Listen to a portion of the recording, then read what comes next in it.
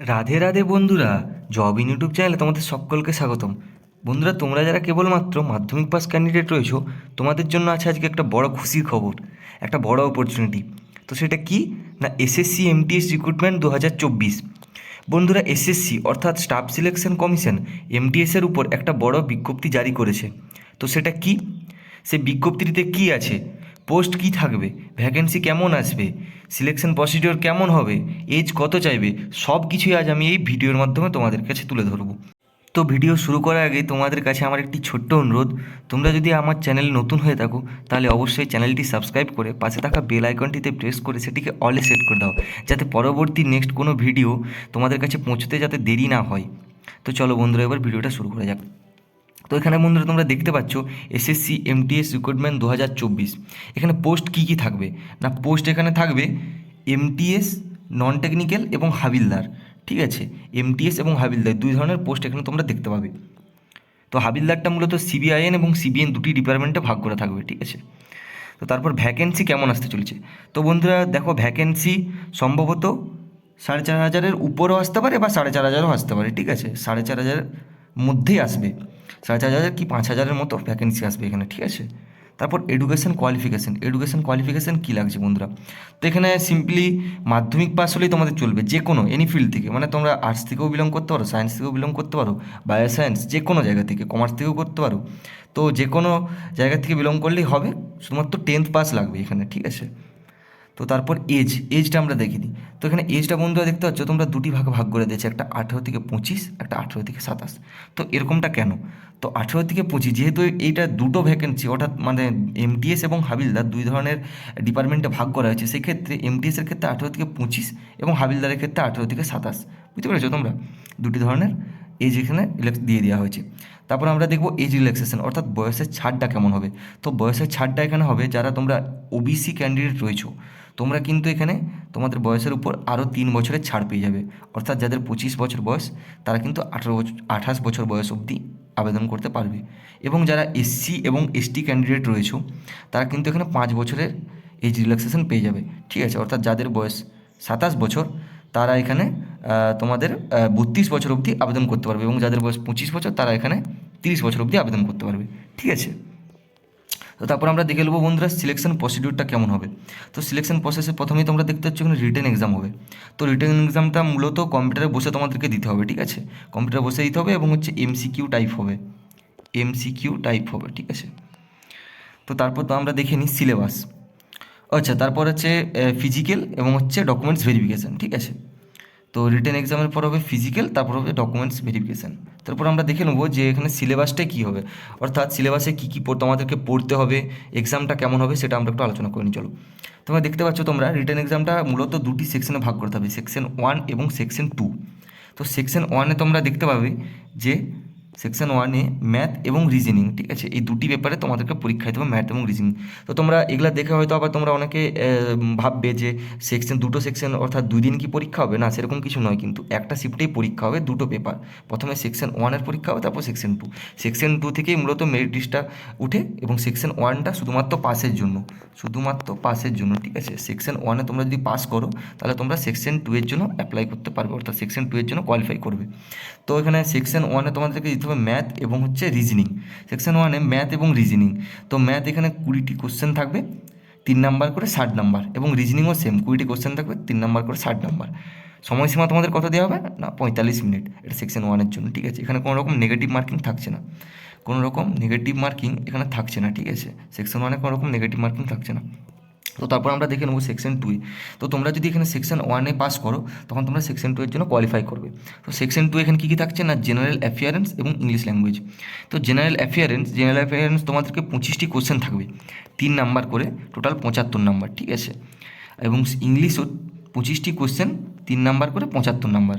ঠিক আছে, টোটাল এখানে 150 নাম্বারের পরীক্ষা হবে। ঠিক আছে, সেকশন 2-এ 150 নাম্বারের পরীক্ষা হবে।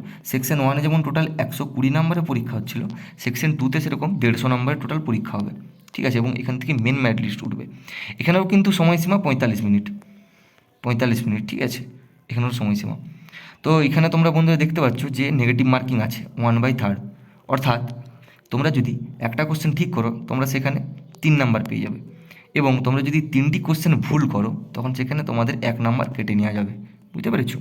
তো বন্ধুরা এখানে তোমাদের খুব একটা গুরুত্বপূর্ণ জিনিস জানা, যেটা হলো যে তোমরা অনেকে মনে করো যে সেকশন 2তে কেবলমাত্র সেকশন 2 থেকেই মেরিট লিস্ট উঠবে, অর্থাৎ আমি সেকশন 1-এ ভালোভাবে পরীক্ষা না দিলেও আমার চলবে, আমি সেকশন 2তে যেয়ে ভালোভাবে পারফরমেন্স দেখাবো। এটা কিন্তু একদম ভুল। যারা এরকমভাবে ধারণা নিয়ে প্রিপারেশন নিচ্ছ তাদের কিন্তু একদমই এটা ভুল। কারণ তোমরা যদি সেকশন 1-এ ভালোভাবে পরীক্ষা না দাও সেক্ষেত্রে কিন্তু তোমাদের সেখানে কোশ্চেনটা সই করা হবে না, ঠিক আছে? কোশ্চেনটা তারা দেখবেই না। তাহলে তোমরা যদি ভালোভাবে সেকশন 1-এ পরীক্ষা না দাও সেক্ষেত্রে তোমরা সেকশন 2-এর জন্য কোয়ালিফাই করবে না। তো মিনিমাম কত নাম্বার তোমাদেরকে অ্যাটেন্ড করে আসতে হবে, কত নাম্বার তোমাদেরকে করতে হবে, সেকশন 1-এর জন্য কত নাম্বার পেতে হবে সেটাও একটু তোমাদের কাছে আলোচনা করে দিই। তো মূলত বন্ধুরা এখানে সেকশন 1-এর জন্য তোমাদেরকে, তোমরা যদি ইউআর ক্যান্ডিডেট হয়ে থাকো, অর্থাৎ তোমরা যদি জেনারেল ক্যান্ডিডেট হয়ে থাকো, ঠিক আছে, তাহলে তোমাদেরকে 30% অর্থাৎ 36 নাম্বারের মতো সেখানে কারেক্ট করে আসতে হবে। 36 নাম্বারের মতো, ওকে, অর্থাৎ সেখানে তোমাদেরকে 12টি কোশ্চেন ঠিক করে আসতে হবে তোমরা যদি ইউআর ক্যান্ডিডেট হয়ে থাকো সেকশন 1-এ। এবং তোমরা যদি ওবিসি বা ইডাব্লিউএস হয়ে থাকো, তোমরা যদি ওবিসি বা ইডাব্লিউএস ক্যান্ডিডেট হয়ে থাকো সেক্ষেত্রে তোমাদের ওখানে 30 নাম্বার, ঠিক আছে, সেক্ষেত্রে 30 নাম্বার অর্থাৎ 10টি কোশ্চেন কারেক্ট করে আসতে হবে সেখানে, ঠিক আছে? সেকশন 1-এ 10টি কোশ্চেন তোমাদেরকে কারেক্ট করে আসতে হবে, তাহলে তোমরা সেকশন 2-এর জন্য কোয়ালিফাই করবে। এবং তোমরা যদি আদার ক্যাটাগরিসে হয়ে থাকো, আদার্স ক্যাটাগরিসে হয়ে থাকো, অর্থাৎ এসসি এসটি এবং আদার ক্যাটাগরিসে যদি তোমরা হয়ে থাকো সেক্ষেত্রে তোমাদের 24 নাম্বার কারেক্ট করে আসতে হবে, ঠিক আছে? 24 নাম্বার অর্থাৎ 8টি কোশ্চেন তোমাদেরকে ঠিক করে আসতে হবে সেখানে, ঠিক আছে, সেকশন 1-এ। তো নিশ্চয়ই তোমরা বুঝতে পেরেছো যে সেকশন 1-এ ভালো পারফরমেন্স দেখানোটা অত্যন্ত জরুরি সেকশন 2-এ কোয়ালিফাই করার জন্য। তো বন্ধুরা তোমরা যারা স্যালারির ব্যাপারটা নিয়ে কনফিউজড আছো তোমাদের স্যালারিটাও বুঝিয়ে দিই, যে স্যালারিটা কিন্তু তোমরা অনেকে ভাবো যে 18 থেকে 22 হাজারের মধ্যেই হবে, যে 18 থেকে 20 হাজার এরকম ভাবো, কিন্তু তোমাদের একটা কথা বলে দিই যে ওটা জয়েনিংয়ের, ঠিক আছে, ওটা ঢুকেই তোমরা পাবে, কিন্তু সব কিছু অ্যাড হয়ে তোমাদের স্যালারিটা দাঁড়াবে প্রায় 35 হাজারের কাছাকাছি, ঠিক আছে? 35 হাজার কি 36 হাজার এরকম কাছাকাছি স্যালারিটা যেয়ে দাঁড়াবে সব কিছু অ্যাড হয়ে, ঠিক আছে? তো বন্ধুরা এরপর দেখে নেওয়া যাক যে এখানে ফিজিক্যালটা কেমন হবে। তো বন্ধুরা তোমরা দেখতে পাচ্ছ যে এখানে হাইট, চেস্ট এবং ওয়েট 3টা দেখা হবে, ঠিক আছে, এক্সামের পর। তো তোমরা যারা মেল ক্যান্ডিডেট আছো, মেল ক্যান্ডিডেটদের হাইট লাগছে 157.5 সেমি, ঠিক আছে, 157.5 সেমি, এবং চেস্ট 80 সেমি চেস্ট লাগছে, এবং 5 সেমি ফুল হতে হবে, দিয়ে 86 করতে হবে, ঠিক আছে, মেলদের জন্য। এবং ওয়েট কোনো রকম মেলদের কোনো ওয়েট লাগছে না, এবং ফিমেলদের এখানে হাইট 152 সেমি অনলি, ঠিক আছে, মহিলাদের কোনো রকম চেস্ট লাগছে না, কিন্তু ওয়েট 48 সেমি এখানে ম্যান্ডেটরি বলে দেওয়া রয়েছে। এবং আমরা তারপর রানটা দেখে নেব। রান মেল ক্যান্ডিডেটদের জন্য 1.6 কিলোমিটার 15 মিনিটে, অর্থাৎ বন্ধুরা তোমরা এখানে দেখতেই পাবে যে এই 1.6 কিলোমিটার 15 মিনিটের রান, এটা সেরকম কোনো ব্যাপারই নয় তোমাদের ক্ষেত্রে, ঠিক আছে? এটা মানে অন্ধরাও কিন্তু হেঁটে হেঁটেও পার করে দিতে পারবে। 1600 মিটার 15 মিনিটের মধ্যে তুমি চোখ মুজেও পেরিয়ে যেতে পারবে, ঠিক আছে, সেরকম কোনো জটিল এটা নয়। এবং ফিমেল ক্যান্ডিডেটদের জন্য রয়েছে এখানে 1 কিলোমিটার রান 20 মিনিটে। বন্ধুরা এটাও কিন্তু সেরকম কোনো ব্যাপার নয়, 20 মিনিটে এটাও তোমরা চোখ বুঝেই পেরিয়ে যেতে পারবে, ঠিক আছে? তো তারপর আমরা দেখে নেবো অ্যাপ্লাইড। আচ্ছা, অ্যাপ্লাইডিটে এগানোর আগে একটা কথা তোমাদেরকে বলে দিই আমরা, যে তোমরা যারা কেবলমাত্র এমটিএসের জন্য অ্যাপ্লাই করে আছো, ঠিক আছে, এমটিএসের জন্য অ্যাপ্লাই করেছো, তারা কিন্তু এখানে শুধুমাত্র তোমরা এই এক্সামটাই দিবে, তোমাদের আর কোনো রকম এই ফিজিক্যাল হবে না, ঠিক আছে, অর্থাৎ হাইট, রান এই সমস্ত কিছু আর দেখা হবে না, তোমরা শুধুমাত্র এক্সাম দিয়েই পাস। এবং যারা হাবিলদারের জন্য এখানে অ্যাপ্লাই করেছো তাদের কিন্তু পরীক্ষা ক্লিয়ার করার পর ফিজিক্যালটা হবে, ঠিক আছে? তো এই জিনিসটা তোমাদের জেনে রাখা উচিত। এরপর সবথেকে গুরুত্বপূর্ণ যেটা বিষয়, যে অ্যাপ্লাই ডেট, যে তোমরা অনেকেই ভাবছো যে অ্যাপ্লাই কবে থেকে শুরু হবে। তো তোমাদেরকে বলে দিই, এসএসসির যে অফিসিয়াল ক্যালেন্ডার, ঠিক আছে, সেখানে তারা কিন্তু প্রথমেই অ্যাপ্লাই ডেট ঘোষণা করে দিয়েছিল যে 7 মে 2024 থেকে 6 জুন 2024 অবধি অ্যাপ্লাই চলবে, এবং এক্সাম ডেটও তারা জারি করে দিয়েছিল জুলাই আগস্ট 2024-এ। কিন্তু আজ মে মাসের 23 তারিখ, কিন্তু তাও কিন্তু এখনও কোনো রকম নোটিফিকেশান বেরোয়নি, কোনো রকম অ্যাপ্লাই ডেট জারি হয়নি। এটা কারণটা কি? তো ওটা কারণটা তেমন কিছু না বন্ধুরা, শুধুমাত্র ভোট। তোমরা সকলেই জানো সামনেই ভোট, তো ভোটের জন্যই এই সমস্ত কিছু কাজ এখন আটকে রয়েছে।